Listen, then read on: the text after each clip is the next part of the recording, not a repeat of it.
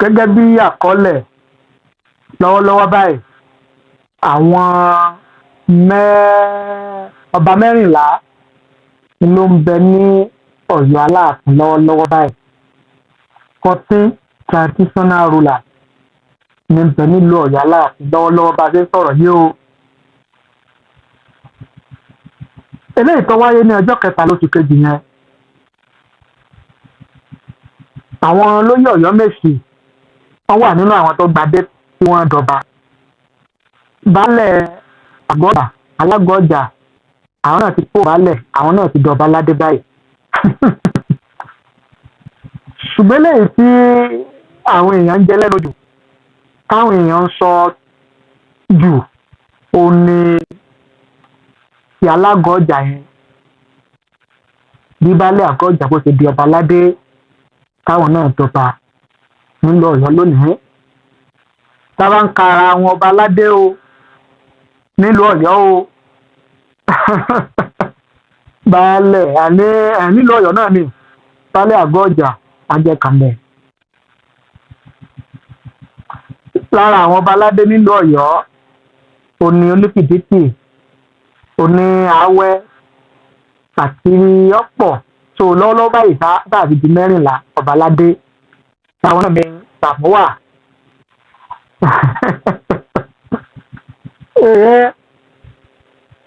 kí wàá ló fa awuyewuye tó fi jẹ́ wípé ti Alago ọjà yẹn ni àwọn èèyàn wá ń jẹ lẹ́nu ọ̀nà ń ka àwọn èèyàn lóminú pé kí ni wọ́n máa jẹ́ àpadà sí kí ló máa gbẹ̀yìn fífún baálẹ̀ àgọ́ ọjà ládé sísọ baálẹ̀ àgọ́ ọjà sísọ wọn dọba aládé nípa àwọn ló máa ní lórí kábíyèsí Aláàfin ìpínlẹ̀ Ọ̀yọ́ ọba Bímbọ́lá Akínmọ̀wádé kọ́bẹ̀dùmarè kó jẹ́ kí kábíyèsí ọpẹ́ ń bẹ̀ kí ó sì jẹ́ kí lọ́ọ́ máa dáa sí i.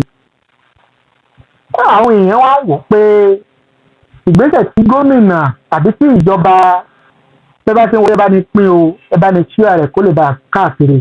àwọn èèyàn wá wò pé ìgbésẹ̀ tí ìjọba ìpínlẹ̀ Ọ̀yọ́ gbé báyìí ìyẹn lábẹ́ gómìnà Olúwaṣèyí Mákindé pé tí ìjọba Olúwaṣèyí Mákindé bá tẹnubodò ní ọdún 2027 ìjọba míì bá débẹ̀ ṣé ìjọba yẹn náà ó sì dúró lórí àṣẹ ìgbésẹ̀ ìpinnu tí ìjọba tó wà lóde yìí ṣe.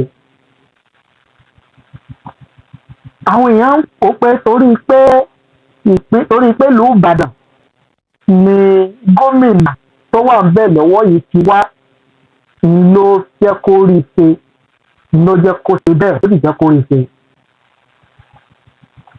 àwọn èèyàn wá ń wò pé tí ìjọba eléyìí bá kó gbá wọlé tó bá fẹnubodò kọ́ lọ jẹ́ gúnlẹ̀ dáadáa. tíjọba míì bá bọ́ bẹ́ẹ̀ tí wọn ò sì tí ì pín ìpínlẹ̀ Ọ̀yọ́ sí méjì tí ìpínlẹ̀ Ọ̀yọ́ sì jẹ́ ìpínlẹ̀ Ọ̀yọ́ tó sì jẹ́ pé lára ìpínlẹ̀ Ọ̀yọ́ yẹn náà ni ìlú Ọ̀yọ́ wà. tó bá wá ṣeéṣe tó bá padà jẹ́ pé láti ìlú Ọ̀yọ́ tàbí Ìṣẹ́yìn tàbí Èrúwà tàbí Ṣakí tàbí Ògbómọ̀ṣọ́ ni gómìnà ẹgbẹ́ ọ̀jẹ̀ gómìnà míì ló ti wá. yálà ọjọ́ inú PDP ni o ọjọ́ ẹgbẹ́ PDP ni o ọjọ́ inú ẹgbẹ́ mi ni o ṣé wọn ò ní tún ṣe àgbéyẹ̀wò sí ìlànà àti ìgbésẹ̀ lọ́balọ́ba nípínlẹ̀ Ọ̀yọ́ pàápàá jùlọ bí ìjọba ṣe dé ọ̀pọ̀lọpọ̀ àwọn baálẹ̀ ó lè dé wọn ládé ó sì sọ wọn dọba aládé nílùú Ọ̀yọ́ báyìí. àwọn kan kàtí ẹ̀ sọ wípé ọba ẹgbẹ́ òṣèlú PDP ni àwọn baálẹ̀ kan dọba báyìí àtàwọn olóyè. àwọn kan ní tó wu gómìnà ló ṣe. oríṣiríṣi ọ̀rọ̀ là ń gbọ́ gẹ́gẹ́ bí oníròyìn. lára àwọn nǹkan tí à ń gbọ́ tà ń rí tà ń kà tó tẹ̀ wá lọ́wọ́ òun ni mo fẹ́ mú wá fún yín. mo sì fẹ́ kẹ́ ẹ jẹ́ ká fara balẹ̀ kẹ́ ẹ jẹ́ kí a jọ gbọ́ gẹ́gẹ́ bí ó ti tẹ̀ wá lọ́wọ́. ìwòye ẹni yẹn gbé kalẹ̀, ojú táwọn fi wò ó ni àwọn fi gbé kalẹ̀, ojú táwọn fi wò náà fi gbé kalẹ̀. Kí wá ní nǹkan náà, kí ni wọ́n kọ, ojú wo náà fi wò ó, ta lẹni yẹn gan-an. Mo fẹ́ kẹ́ ẹ farabalẹ̀ kí ẹ jẹ́ ká jọ gbọ́. Ìwé ìròyìn ojú òpó Ọ̀yọ́ Ààfin ni wọ́n ṣe àpilẹ̀kọ yẹn, ni wọ́n kọ àpilẹ̀kọ yẹn tí wọ́n ti léde. Tí wọ́n pe àkọ́rí rẹ̀ ní Aláàfin vs Makinde, the Àgọ́jà crown and other flashpoints. Ọjọ́ kẹtàlá oṣù kejì ọdún 2026 ni ọjáde. By the time this article is published, the newly elevated monarch at Àgọ́jà may already have been crowned, an action that rather than settling the matter may further deepen one of the most consequential traditional and political confrontations in contemporary Oyo State history. What should ordinarily have been a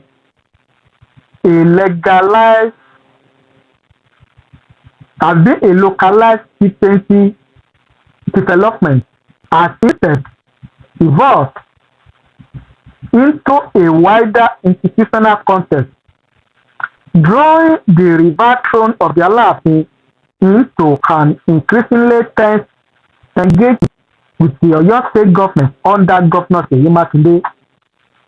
In recent months, the relationship between the Alaafin institution and the state government has entered a phase marked by legal disputes, administrative disagreements, and deeper philosophical questions about the limits of state authority over traditional structures.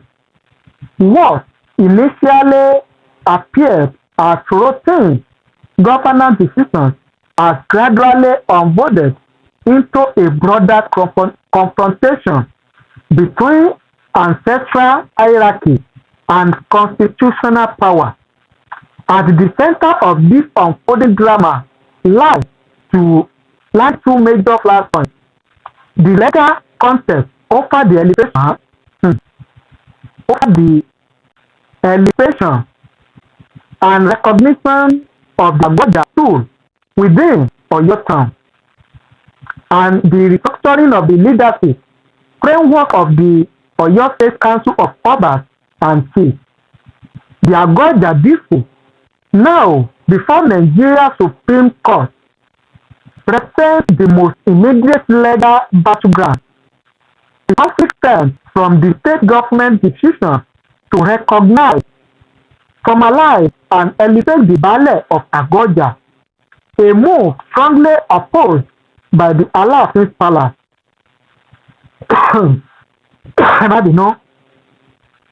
Which considers the action both legally questionable and traditionally impermissible.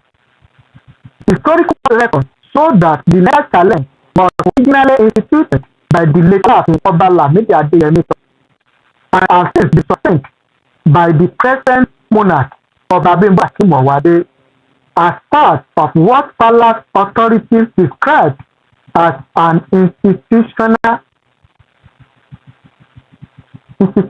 obligation to defend Oyo's traditional governance architecture. Ẹ bá ní pín ìránṣẹ́ rẹ̀ bí ẹ ṣe wọlé.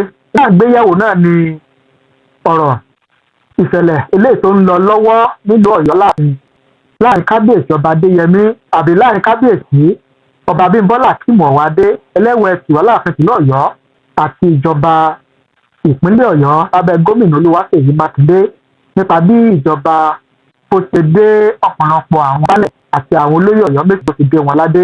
Òun náà làgbéyẹ̀wò. Mo wá ń mú èrò àti ìwòye olóòtú ìwé ìròyìn Ọ̀yọ́ Àfihàn òní mò ń mú wá fún yín lórí ìṣẹ̀lẹ̀ yẹn. Ìyá tẹ̀wájú. Now, the legal argument at hand by the Alaafin institution rests heavily on judicial pronouncement. A 2007 judgment of the Oyo State High Court reportedly declared the Agboja's soul non-existent in the eyes of the law, a decision that was subsequently upheld by the Court of Appeal in 2017.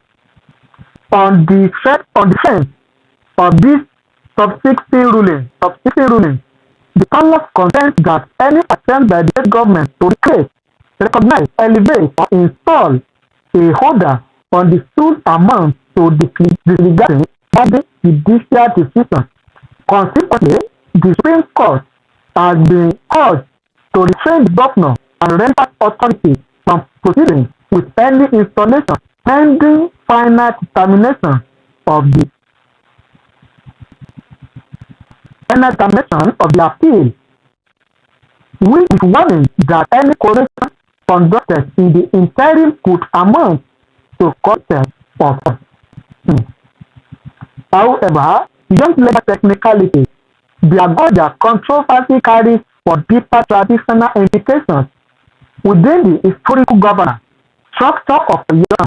Authority has already been centralized under the Alaafin as paramount ruler.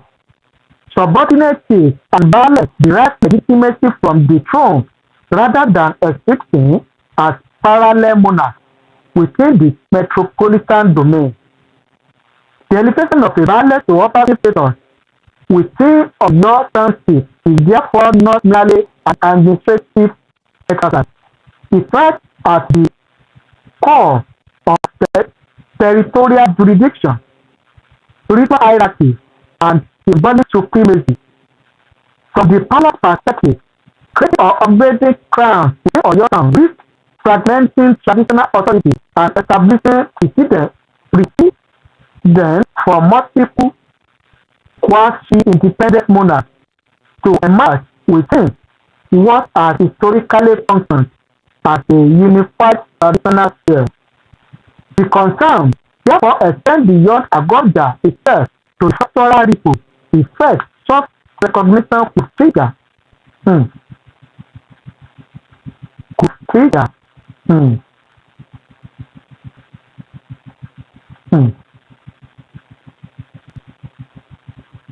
Again, running parallel to this legal confrontation is another institutional disagreement that has significantly widened the gulf between both sides. The restructuring of the Oyo State Council of Obas and Chiefs. For decades, the Alaafin stool occupied the position of permanent chairman of the council, a status which not merely in administrative convenience but in historical acknowledgement of both Oyo primacy within the evolution of Yoruba monarchy. The recent restructuring introduced by Gomina Makinde altered this long-standing arrangement by instituting a rotational chairmanship system among the Alaafin of Oyo, the Olúbàdàn of Ìbàdàn land, and the Ṣọ̀ún of Ògbómọ̀ṣọ́ land. Under this model, leadership of the council would periodically rotate among the three foremost monarchs rather than remain permanently with the Alaafin. So now, government officials frame the reform as a modern governance adjustment designed to promote inclusivity, equity, and shared leadership within a state that hosts multiple influential royal institutions. However, the reaction from the Alaafin palace was swift and unequivocal. Official statement rejected suggestion that the monarch consented to the rotational arrangement, insisting that no consultation preceded the policy announcement. The palace argued that the permanent chairmanship of the council is historically grounded and cannot be reduced to a political appointment subject to executive redesign. Within palace circles, the restructuring has been interpreted not as a reform but as institutional demotion, a symbolic erosion of the throne's historic leadership status among Oyo State monarchs. Yet now, when both disputes are examined together, a coherent pattern emerges. The restructuring has been interpreted. Within palace circles, the restructuring has been interpreted not as a reform but an institutional demotion, a symbolic erosion of the throne's historic leadership status among Oyo State monarchs. Let's now say, when both disputes are examined together, a correct pattern emerges. The Agoja litigation identified as a territorial and jurisdictional defense, an attempt to prevent the emergence of elevation of subordinate crown within Oyo. The council chairmanship restructuring, on the other hand, represents an institutional defense, a resistance against the dilution of the Alaafin leadership status within the collective body of traditional rulers. Together, they form a two-front assertion of traditional authority against what is perceived as expanding state intervention in monarchical structure. Yet, from the standpoint of the Makinde administration, however, its action remains constitutional grounded under Nigeria's legal framework. State government retains statutory authority over citizenship affairs, including the recognition, updating, and the setting of personal tools. Similarly, the structuring of the traditional council fall within administrative jurisdiction. Supporters of the government argue that elevating violence corrects historical manifestation, reflect demographic growth, and bring governance closer to grassroots communities. The rotational chairmanship model, they contend fosters unity rather than hierarchy among the monarchs. Nevertheless, the political undertones surrounding the dispute cannot be dismissed.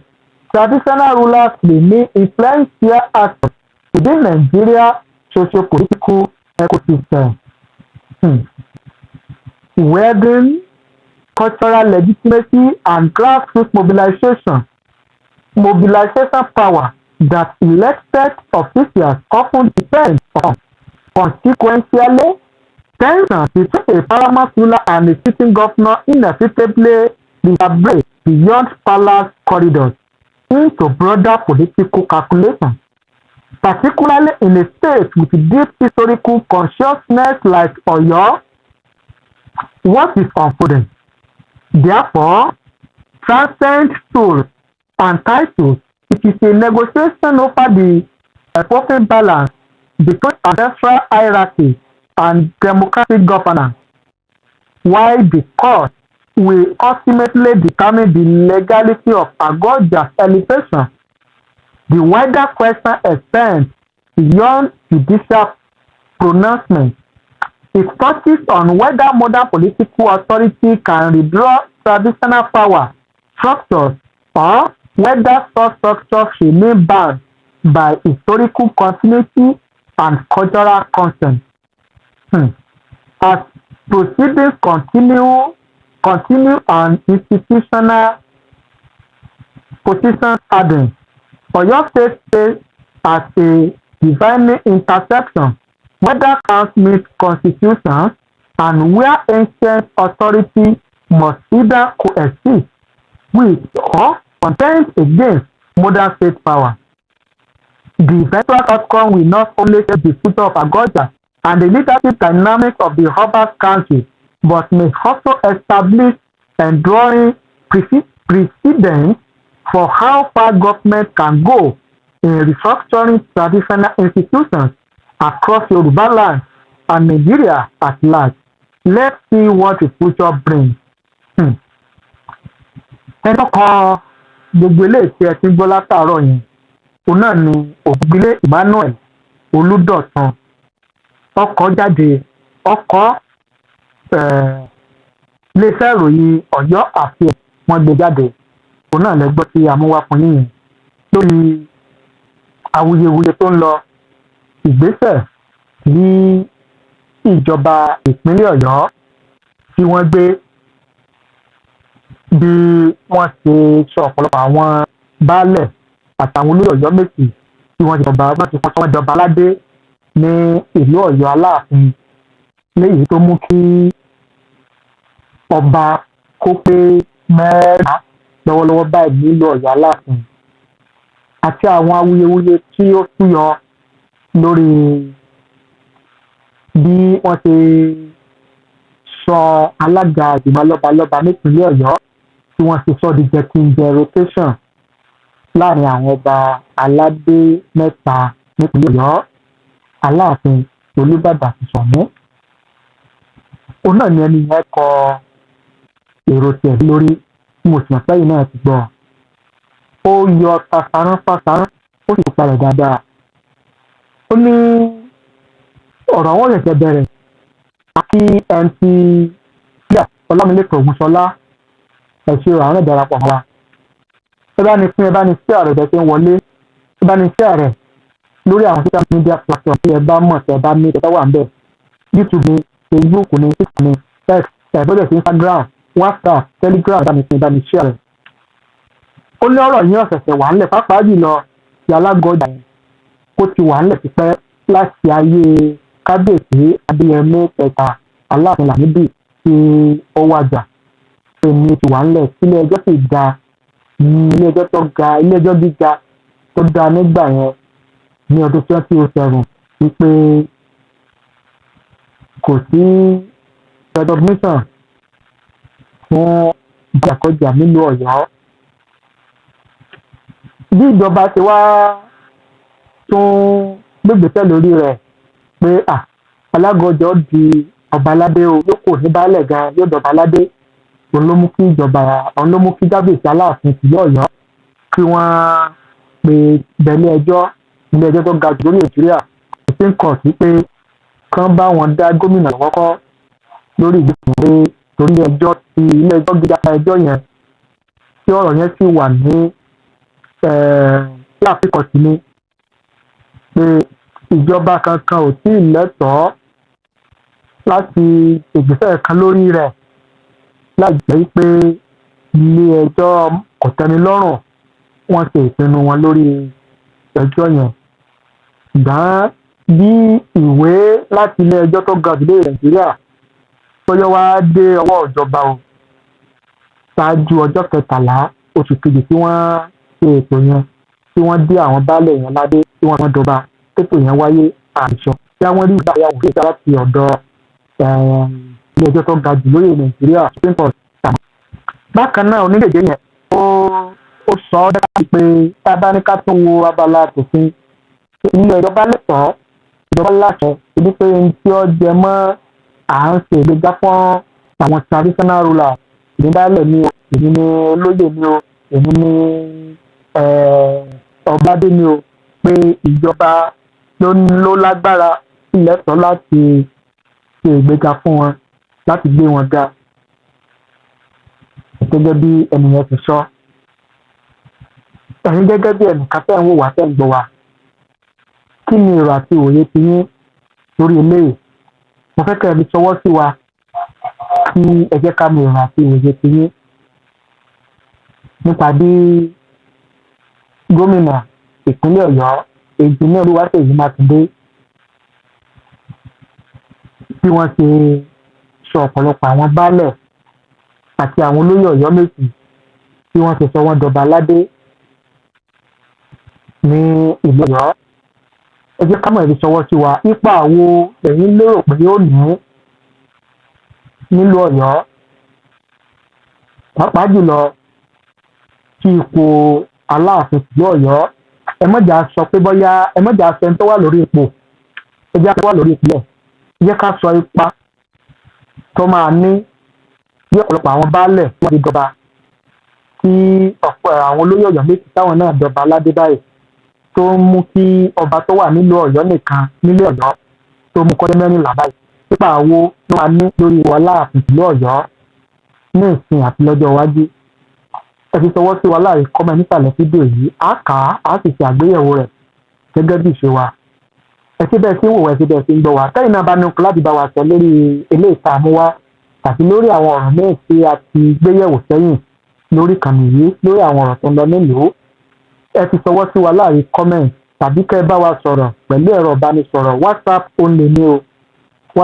WhatsApp line wa ó ní 07068291779 07063291779 ẹgbẹ́ lẹ́ẹ̀kan sí 07063291779 òun náà ni ẹ̀rọ ìbánisọ̀rọ̀ bóyá yìí ní nǹkan tí ẹ fẹ́ fi tó wa lé tàbí tẹ́ ẹ fẹ́ jẹ́ ká mọ̀ ń lọ ilẹ̀ Yorùbá bóyá ìkankan ẹ fẹ́ bá ní àmọ́ sí tàbí ìkankan ni ẹ fẹ́ jẹ́ ká mọ̀ ẹ fẹ́ gbé ayé lẹ́fẹ́ kẹ́ ayé gbọ́ lẹ́fẹ́ káyé mọ̀ ẹ pè wá ẹ bá wa sọ̀rọ̀ bóyá ìkankan rí lójú tàbí ìkankan lọ lágbègbè tí bóyá nìkan fẹ́ máa fọwọ́ lágbá yín lójú àbí wọ́n fẹ́ kí ẹ̀tọ́ yín dùn yín ẹ wá wò wípé àbí kẹ́ ẹ ké gbàjarè káyé ọgbọ́ káyé mọ̀ ẹ pé ìkànnì iléeṣẹ́ wa ó ta sánsán mídíà àwa láti gbà yín gbé sáyé káyé ọgbà yín mọ̀ ètò ń lọ lágbègbè yín nílùú yín ẹ ṣe mo ní kànnì yìí mo ti máa sọ pé ìkànnì yìí kò sí fẹ́nìkan kò sí fún ẹgbẹ́ kan kò sí fún ìlú kan gbogbo ọmọ Yorùbá la ní ìkànnì yìí ò bá jẹ́ ẹlẹ́sìn mùsùlùmí ò bá jẹ́ Christian ò bá jẹ́ oníṣẹ̀ṣe ò bá jọkùnrin ò bá jọbìnrin anywhere níbikíbi ẹgbẹ́kẹ́gbẹ́ tó wù kẹ́yìn wà ìkànnì yìí ni gbogbo wà pátá àgbékalẹ̀ láti fi bẹ̀rẹ̀ àgbékalẹ̀ láti fi ṣe láti fi ojú gbogbo wa pátá ní ìkànnì yìí ó sì wà láti máa tan ìmọ́lẹ̀ sí ọ̀pọ̀lọpọ̀ àwọn tó lọ́lẹ̀ Yorùbá àti ló jẹ́ pé kí ẹni tẹ́ ń wò wá tẹ́ ń gbọ́ wá káàkiri ìgbàlá ayé ẹ wà Nàìjíríà ni ẹ̀sìn Nàìjíríà ni níbikíbi tẹ́lẹ̀ láǹfààní láti máa bó ṣe ń lọ àti bó ṣe ń ṣẹlẹ̀ tí ẹ̀sìn láǹfààní láti máa fi èrò àti ìwòye ti yín láti máa fi ṣọwọ́ sí wa káwọn èèyàn lónìí mọ̀ wípé ẹ̀yin náà àwọn ṣe kí ló ẹ̀ mọ̀ bó ṣe lọ. ìdí ìrètá fi ṣe àgbékalẹ̀ ìkànnì yìí mo sì lérò wípé ó ń ṣèṣò rẹ̀ àfojúsùn wa ń jọ lórí rẹ̀. ìdí ìrètá fi sọ wípé lẹ́yìn náà bá nínú kan tẹ́fẹ́ sọ fún wa tẹ́fẹ́ ká mọ̀ tẹ́fẹ́ káyé gbọ́ ẹ bá wa sọ̀rọ̀ bẹ́ẹ̀ fẹ́ ká wá ní o tàbí ẹ fẹ́ wá sílé wa tàbí ẹ sì jẹ́ pé kàfẹ́ fi tó wa létí náà ni ẹ fẹ́ kó lu jáde tàbí ẹ fẹ́ jẹ́ ká mọ̀ pé yìí ni kò sí lè tí kò rọrùn fún wa nílé iṣẹ́ wa torí pé a mọ òfin àti ìlànà tó gbé iṣẹ́ ìgbóhùnsáfẹ́fẹ́ a mọ òfin àti ìlànà tí ó gbé kalẹ̀ ẹ má bẹ̀rù ẹ má fòyà nílẹ̀ wa ẹ dá dúpẹ́ o bí ẹ fẹ́ wẹ̀ ṣẹ́dẹ̀ ṣùgbọ́n ẹ bá ní pẹ́ kó lè káàkiri àgbáńlá ayé kó lè má dáa ẹ̀rọ ìbánisọ̀rọ̀ wa lẹ́ẹ̀kan sí fún náà ní